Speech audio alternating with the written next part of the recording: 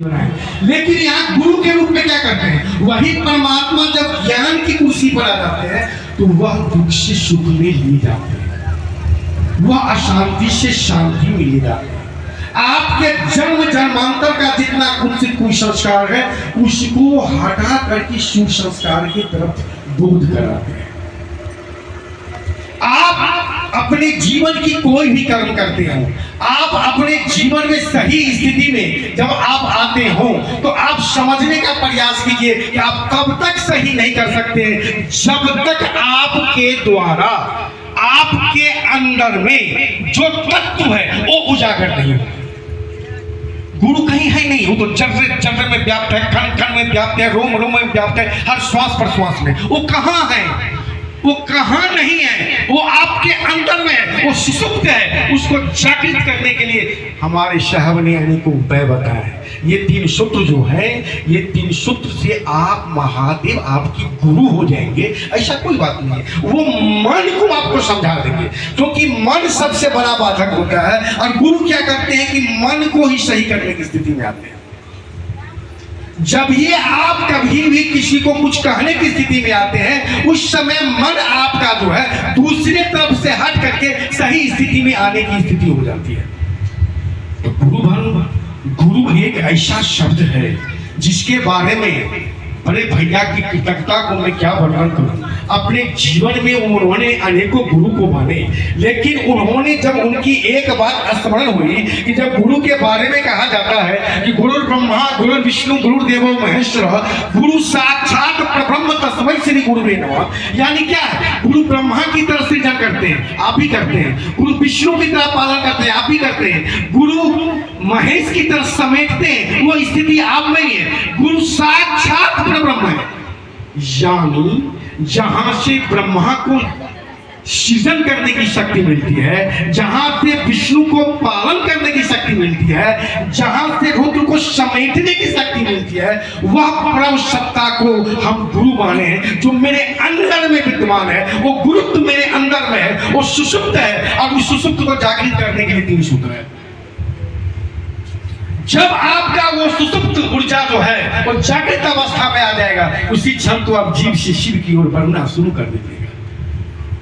इसीलिए गुरु बहन, आप संकल्प को मजबूत करने का प्रयास कीजिए। जब आपका संकल्प मजबूत होगा तो परिणाम भी सुखद होगा, क्योंकि गुरु एक ऐसा अद्भुत और अनमोल और सबसे विलक्षण संबंध है। अब जीवन में अनेकों संबंध हो रहे, दोस्त का संबंध है, भाई का संबंध है, यहाँ तक कि भक्त और परमात्मा का भी संबंध होता है। लेकिन गुरु और शिष्य का एक ऐसा संबंध है जो मृत्यु के बाद भी आपके साथ हमेशा रहते हैं।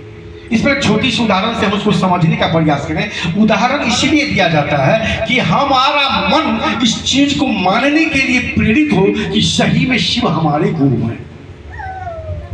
बहुत सारे पूर्णिमा होता है, माघी पूर्णिमा होता है, वैशाखी पूर्णिमा होता है, उसी प्रकार का एक पूर्णिमा होता है, आप लोग भी जानते होंगे।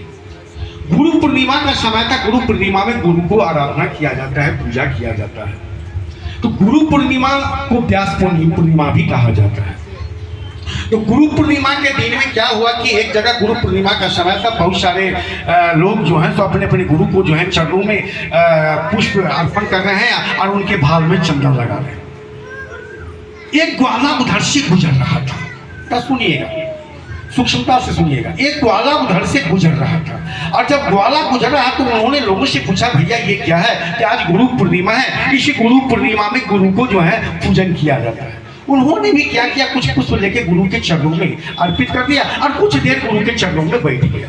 उसके बाद समय के उपरांत उन्होंने कुछ देर के बाद चले गए। समय गुजरता गया और रक्त उसका मिटता गया, और उसके बाद धीरे धीरे क्या हुआ कि उसकी मृत्यु हो जाती है। जब उसकी मृत्यु होती है तब जब उसका हिसाब किताब होता है तब देखा जाता है इसने जीवन में कोई खास पाप भी नहीं किया, कोई पुण्य भी नहीं किया है, लेकिन चलो एक बार एक गुरु पूर्णिमा में एक ब्रह्म ज्ञानी गुरु के सानिध्य में बैठा है तो क्यों नहीं इसको क्या फल मिलना चाहिए। इस पर बहुत ज्यादा बहस होता है। तो बहस में ये बातें आती हैं कि एक क्षण गुरु के चरणों में क्यों नहीं बैठा हो, एक क्षण गुरु के चरणों में बैठने का इतना पुण्य है कि उसको स्वर्ग का उतना क्षण के लिए मालिक बना दिया जाए, राजा बना दिया जाए। आप कल्पना कीजिए, परमात्मा के सानिध्य में आप घंटों बैठिए, लेकिन गुरु के सानिध्य में आप एक क्षण एक सेकंड भी बैठिएगा तो परमात्मा के क्षण से ज्यादा आपको पुण्य मिलेगा।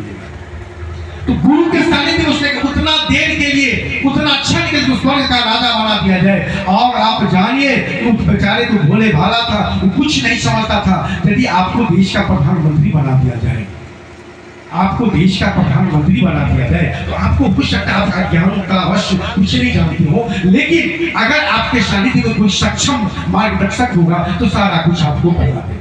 ठीक वही स्थिति थी कि गुरु का संबंध मृत्यु के बाद ही होता है। उसने अपने गुरु को याद किए, और गुरु को जब याद किए तो गुरु उपस्थित होते हैं और कहते, अरे गुरु, तुम इतना भी नहीं जानते हो, तुम इसका सम्राट हो।